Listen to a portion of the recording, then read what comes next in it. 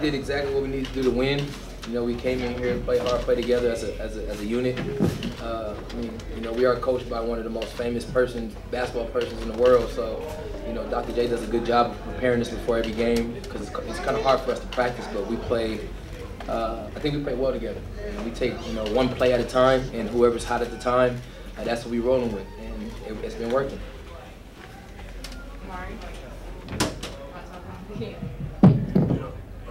Everything is good. We're 2-0. The game was fun. You know, this is always a fun atmosphere. You know, where the Big Three brings out the community, and the community brings out the energy, and it gets us going. So it's truly a great atmosphere, and today was a good win for us. Nate, Amare, this is your first time playing in the Big Three. What's your impressions of the league so far? I know it's only week 2, but what's your impressions of the competition? I mean, I like the competition just because, you know, guys are gonna play with a chip on their shoulder. One, because, you know, 3-on-3 is a little different than 5-on-5. You know, it's not as much help, so you got to be on the island. So for me, I know I got to do a better job. I guess I got to hit the weights because everybody wants to just post my little ass up, and you know, I'm not about to have that. So I got to get back in the gym. I've been, you know, dealing with this whole Uncle Drew movie thing, and I haven't been in the gym as much. But you know, I'll get back in the swing of things this next week, and next week you guys will see a different Nate. I guess I would say for the offense. Nate, how's it back? How is it being back in Chicago? It's great, always. I played here for a year when I was in the NBA. This is a great city. You see, they show me so much love, man, and I appreciate that big time because, you know, I play hard every night, you know, for every team that I played for in the NBA. But Chicago, it was real special because they really showed me a lot of love. This question's for anybody. How does the physicality compare of the Big Three compared to when you were in the NBA? Oh man, I mean, we ain't getting James Harden calls. I'll tell you that. It's physical though. Doc, you 2-0 this week. How you like the makeup of your team before how they've been competing? I told the team after it was in the locker room, I really love this team because the team plays together and they play defense, play offense. Recognize in the first half, you know, we gave up a lot of offensive rebounds. Second half, not so much so. And it's almost like, you know, we're tuning 2 different teams since we have, you know, 2 centers who are capable of either one being starters. So it's kind of like by committee because Jermaine was here last year and Amare not really taking a back seat to him because, you know, we try to let each of them play half the game. And that's worked very well for us. We haven't experimented with both of them playing at the same time yet, but you know that might happen as the season goes on. You know, David's really been a horse for us. You know, we really don't have a sub for his position. Who's active? Bonzi has not been active, and you know, that's his spot. So David's given us great minutes. And Nate has been Nate. You know, everything and more in terms of what the expectation was that he would be the spark plug. You know, that he would generate things on offense and defense. He showed me a little playmaking skill tonight that I didn't see he had with that left hand, right hand low pass over to Jermaine for, you know, an easy layup. But I figure as time goes on, you know, I want to see a lot more and enjoy it and hope the fans are enjoying it. As a coach, do you think it's better to have big men playing real good basketball or wings or mix the two? Or? Well, I think you got to have somebody, you know, with one-on-one skills, with a good nose for the game. And the point guard is valuable. I mean, invaluable, because settle things down, take the ball out, get people in the positions where they're supposed to be most effective, and then let it happen from there. And you know, I coached this team last year, and you know, we had Mike James on point, and we didn't really have a backup. So he's a scoring guard. So this year, with Nate having playmaking ability, Robert Height having some playmaking ability, showing that as well as great shooting ability, you know, it's a blessing in disguise. I'm really happy. Nate, with 2 back-to-back game winners, game 2, do you feel like you're the guy that can take over in crunch time and deliver the bucket if needed? Nah, not necessarily like that, man. I just I thrive for the moment, no matter what moment it is. If it's a game winner, it's first play of the game, middle of the game. I just love to play the game, man. Honestly, it's just, you know, coach put me back in to go in and do what I need to do, is close the game and try to get us to, you know, get the win. And if that's me taking that shot or whatever, I'll do whatever coach asks me to do, whatever it takes. Amare, I have a question from the fans. Big three next season or NBA? I've been in the NBA next season, or this upcoming season. But even if you play in the NBA, you're still gonna play in the big three. I feel you still get a chance to keep yourself in shape in the off season. It allows you to stay sharp, and so it's like a form of training that we can use for our off season training. So even if I'm in the NBA next year, I still play in the big three. Take me with you. This is for everyone. Is this some of the most fun that you guys have had on a basketball court playing in the big three? Yes.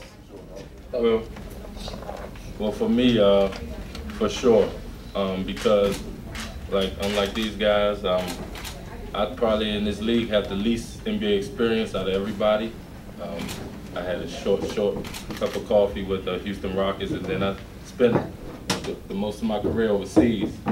So for one, just playing against guys that I've grown up watching, being at Temple and being connected with Philly, and for Dr. J to call my name on draft night. So for me, this has just been like a fairy tale that's continuous, and I'm just thankful. I'm just thankful for this opportunity, and I take nothing for granted because it's only 48 guys able to play in this league, and for me to be one of them out of all the NBA players that's that's played professional, for me to be here is just a blessing. So I go out there with a chip on my shoulder, and because literally I'm not supposed to be here, so I want everybody to know that it's not a fluke that I belong here. So I go out there, have fun, but I'm also I'm on a mission, definitely on a mission. Amare, last summer, I'm sure obviously you watched the Big Three. How did you get involved? What made you want to get involved and start playing in this league? Well, when it first started, my boy Jeff called me. He was like, "Yo, I want you to be a part of the Big Three." And at that time, I was going over to Jerusalem to play, and so I didn't really have the time to put the effort to put forth in the Big Three. And so I decided not to. I decided to step away from it when I went overseas. But I did catch like a second half of a game over there, 7-hour difference, so I wasn't able to see the whole season.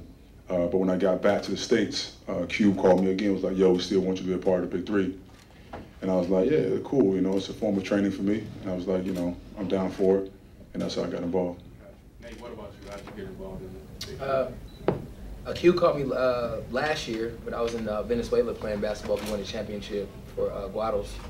For me, I just love the game. And when he called me this year, he was like, I need you to come, bless the league just with your presence." And I was like, "Of course, man." Ice Cube, Paul, Nate Robinson. I couldn't believe when I looked at my phone. I was like, "Who's this?" It's Ice Cube. I was like, "Yay!" You feel me? So I was like, "All right, cool." And for me, I was just like, anybody of that caliber calling my phone, asking me, to come play in the league. Of course, he's letting me be myself. You know what I'm saying? And that's something that, I struggle with in the league, being Nate. And he lets me be me, and I love it. It's been great. Big day for you. You got a W, you got a movie out today. Yeah, that's pretty cool. Yeah, if you guys are here, you guys take your kids, see Uncle Drew. Yeah, Boots. My character is pretty cool, man.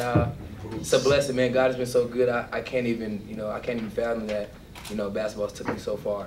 I was just a kid from Seattle with dreams, and this is my opportunity to, showcase that, life, it's great. You gotta enjoy it. Hey, being Chicago media here, we covered you that season. You put in some work, man. We know that you are a little misunderstood out here. Could you talk about that a little bit? Yeah, it's been a struggle since the first day I came in the league. But I enjoy my my roller coaster ride, like I call it. Because you have ups and downs. You can't have good without the bad, bad without the good. It's an even balance. So for me to be a part of Big Three, I get a chance to have some fun, be myself, and just relax. I don't have to walk with eggshells, walk on eggshells like I've been doing for many years of the league. So It's been great. Like you said, Chicago's always showed me love. You know, the fans, like you said, the media. You guys have always been great, and I just want to know when to come here and show and give it back to you guys. Doc, how good is it for you to still be connected to the game in this way? You know, obviously you're a legend, Hall of Famer. You know, now you're coaching with some of the big three. You're still involved with basketball. How does it make you feel just to kind of still be, you know, relevant today? Everybody still knows who Dr.j is. Yeah, that's pretty cool. You know,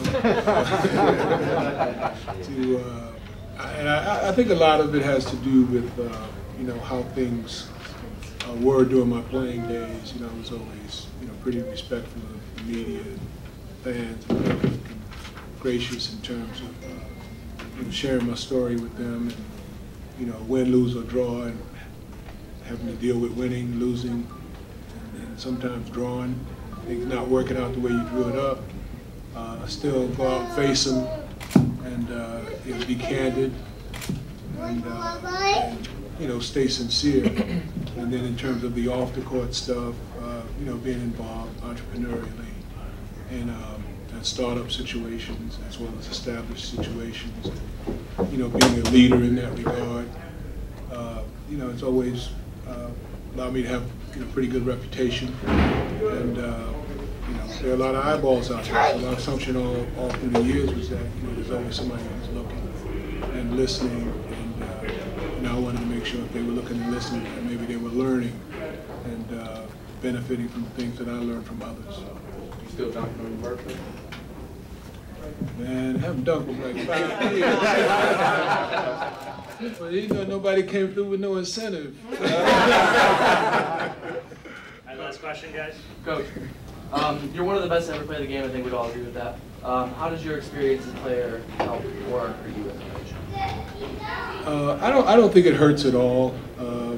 You know, I assumed when I took the job that I didn't know everything, so I asked Steve Mix, you know, my former teammate and roommate, to come and carry his weight. So together, you know, we've conferred and said, okay, I'm gonna just try and keep our team focused on what we do best, and not worry about the other teams in the league.